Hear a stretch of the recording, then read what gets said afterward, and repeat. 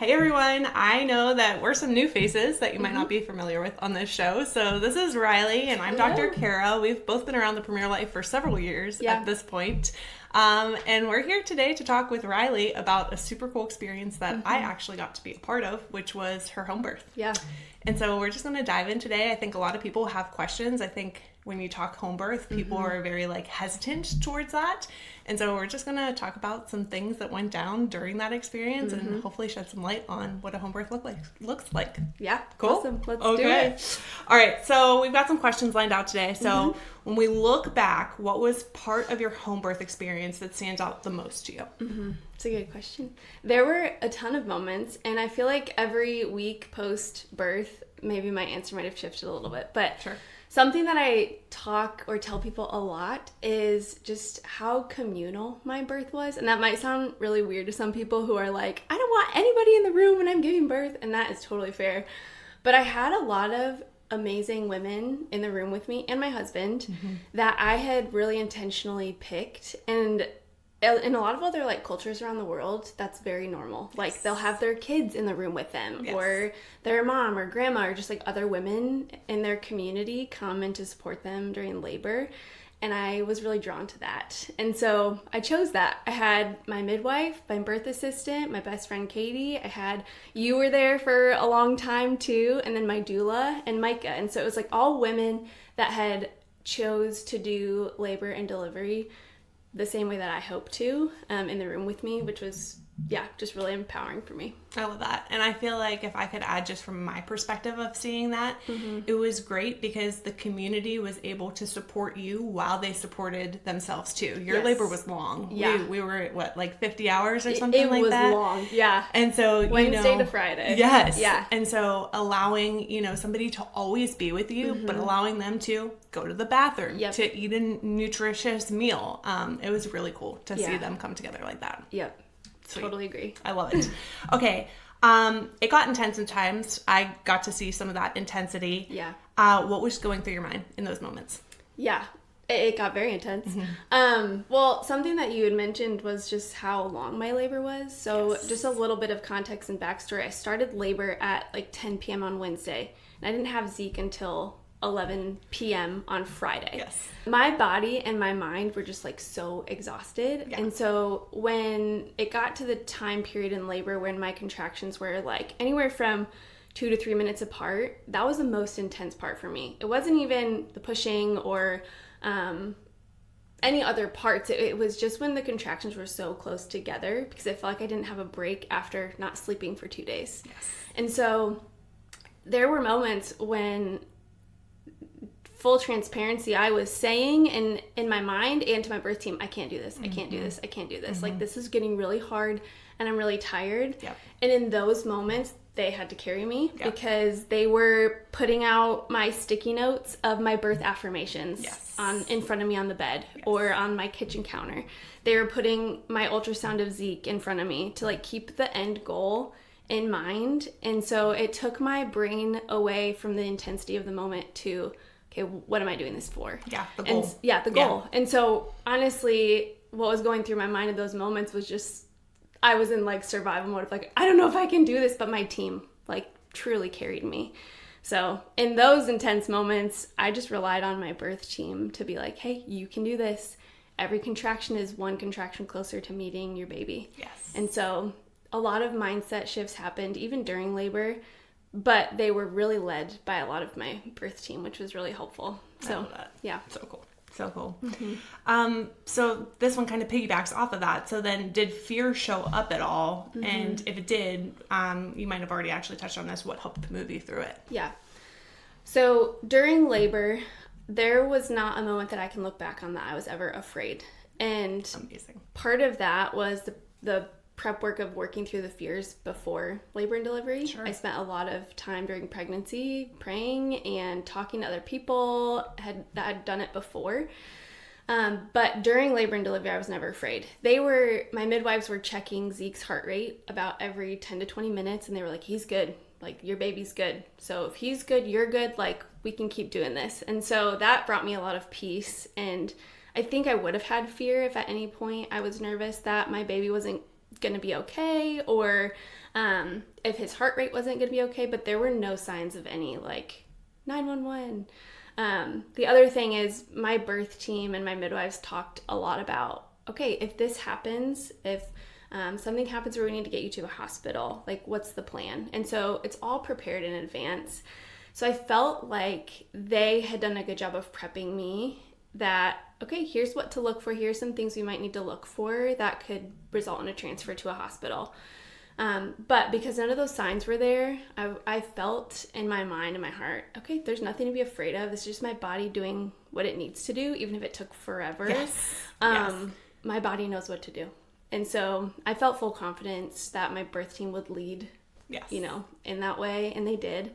But yeah, and I touched on this a little bit a minute ago too, the prayer aspect of it. I spent tons of time every single day before I gave birth praying. I had a list written down of things that I was asking God to do in my labor, and he did. Micah and I went, my husband's Micah, we went and looked back on every single prayer that we had prayed, and God answered every single one of them. We never asked for a short labor, which I thought was funny because that wasn't answered, but we didn't ask for it.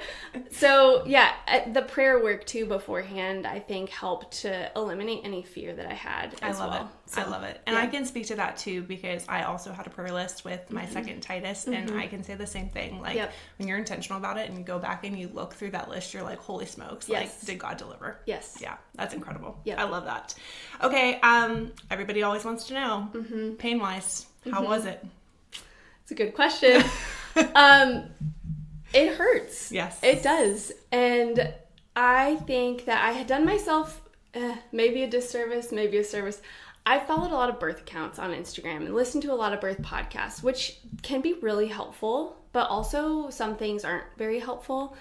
And one of the things that I was seeing a lot on Instagram, specifically in a lot of the accounts, was my pain-free birth. And I was like, oh man, I hope that's me. Like, let's go for the pain-free birth.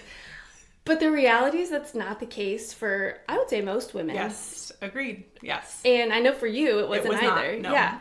And it's like a promise in scripture too. Like when Eve sinned, God said that there would be increased pain in childbirth. Yes. And so I kind of had made it up in my mind. I don't think I'm going to have a pain-free birth, honestly.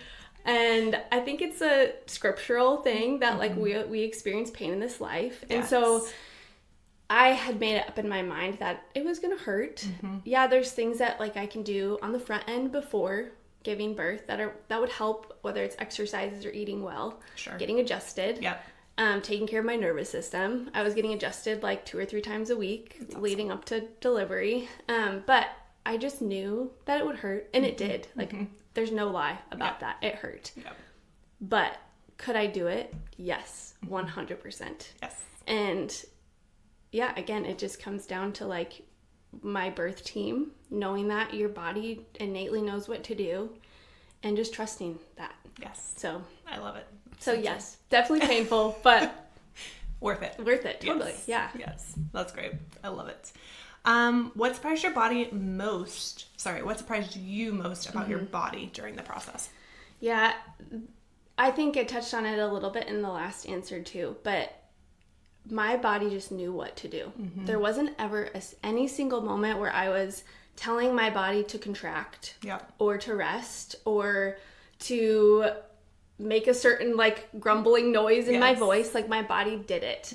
And even when I was getting really close to having Zeke towards the end there on Friday night, there wasn't anything really, like I wasn't making a conscious decision to like get in the birth tub. It's just like I wanted to do it. That's when my body wanted to give birth. And so I ended up having him in a birthing pool, which was really a dream. It was an amazing experience.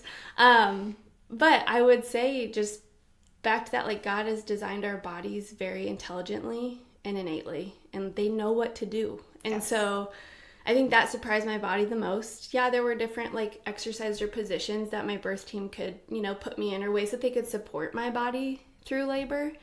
But my midwife couldn't be like, okay, like it's time to contract, and I would contract. Your body knows what to do. Yeah. So that, I think, I knew that, but it just surprised me again how natural it is, truly. I love that. And I think he had an interesting position, right? We had a hand across the face, which when you're to that point, then you realize, oh, this is probably why it was a lengthier labor, is because we had a lot more to work through with the hand across our face. Yep. Zeke, in one of his ultrasound pictures at like 20 week, he had his hands up here by his face, like right by his cheeks, and that's how he came out. He had his hand up right by his head. So not only were we trying to work with getting, a head and a body out, but we were in an interesting position too. Yeah. Which is why it took so long. Yeah. So, incredible.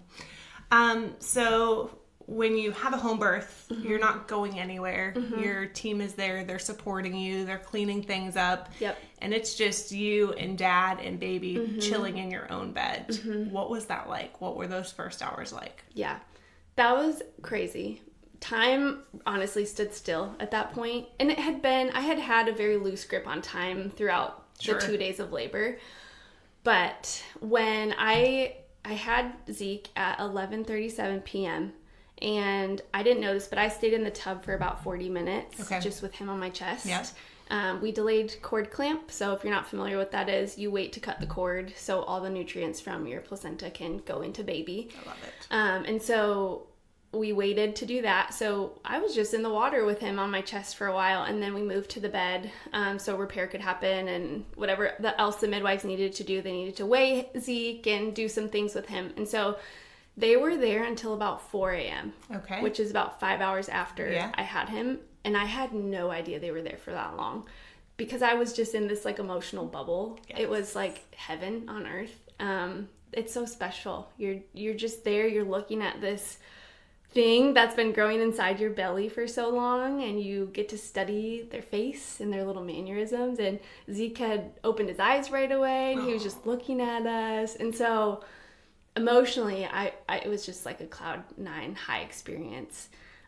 Physically, I was exhausted. Yes. Obviously. Yeah, you were ready for some sleep. Yeah, I was ready for sleep. But there's just an adrenaline rush too that comes where you're like, I did it. Yes. And we're home and we get to be in our own bed. And there was just like a peace that came over our home. I feel like that was like, okay, we're here. Our family's like complete right now. And we just get to rest. So yeah, physically definitely tired, sore, hurting. But emotionally it was like, I just climbed this mountain and I was high. Yes. Yeah. Yes. Mountaintop moment for sure. For sure. Anything you had to unlearn during this home birth experience from maybe what mainstream birth culture teaches us? Yeah. I will preface, I've only done it once. No expert here. And I know that medical emergencies do happen. Yes. And so this isn't like a one size fits all. Sure. But I do feel like something that I had to unlearn was that pregnancy in my mind and labor and delivery are sometimes seen as like an illness. Yes. Where you'll hear a lot of people say, oh, don't lift that, or you really need to get your rest, or don't do this, don't do that. And to some extent, yeah, pregnancy, you do need to like be careful of your growing baby. But it's not a sickness. It's not an illness. Like, it's a very natural thing that women's bodies do. Yeah. And yes, in some cases, there does need to be like medical intervention and extra support given during pregnancy. But for low risk women, that's just not the case a lot of times. Yeah. And so I think going into it, when Mike and I found out we were pregnant, I knew that I wanted to have a more natural pregnancy experience and delivery experience. And I think the mindset shift of not viewing it as an illness and unlearning that. That's awesome. Was helpful. Yeah. Yeah. And with the illness side of things, a lot of fears come in, right? Like the what's wrongs, and to shift that mindset is super cool. Yep. Yeah, I love that. Okay, last one. For those who might be listening and they're curious about this, but they're scared because this is a little bit countercultural, what's your advice to them? What practical steps could they take? And do you mean specifically with home birth? Yeah. Sure. Or natural birth. Or just natural birth. Okay. First, I would say pray about it. There's a lot of just discernment and answers that Micah and I got just from asking God, hey, what do you want us to do? Yes. And what do you want us to know about our labor and delivery? And so I would say spend time praying about it, asking the Lord to guide your steps. I've had a lot of friends who have had a natural or unmedicated delivery in hospital settings, and it was wonderful. And I've also had a friend who had delivered at home and didn't have a great experience. Sure. For me, that wasn't the case. I did have a great experience. And vice versa. You can have a really miserable experience at a hospital. So just pray, I would say. Be on the same page as your husband, too, or your partner, because if you don't have their support, it's going to make it really difficult. Yes. And I would also just say do your research on finding a provider that supports your birth plan or desired birth plan. One of the things that I prayed a lot about was that my birth team would have full confidence in me, that I could do it. And they did the whole time. They're like, you got this, you can do this. And so having a team that feels supportive is really important. And I would say probably the last thing would be talk to other moms that have done it. Because I gathered so much encouragement and empowerment from talking to you or my friends that had done it in a similar way that I hoped to do it. Yep. And it just gave me a lot of steam in my engine to be like, okay, this is what I want to do. I can do this. And God designed my body in a perfect way for this. So. Yeah. That's incredible. Yeah. So just confidence in your choices. Absolutely. Incredible. I love that. Well, Rylei, thank you so much. I feel like this episode's going to bless a lot of people. It's really cool to get to sit down with you and learn a little bit more. Give people, a mind expanding opportunity to maybe think that there are other options in other ways. Yep. Thank you. Thanks for having me. And I have to shout out Dr. Kara because she was there during my labor, adjusting me on my bed, on my couch. So couldn't have done it without you either. Thank you. Yeah, it was great. Okay. Until next week. Thanks, guys. Thank you.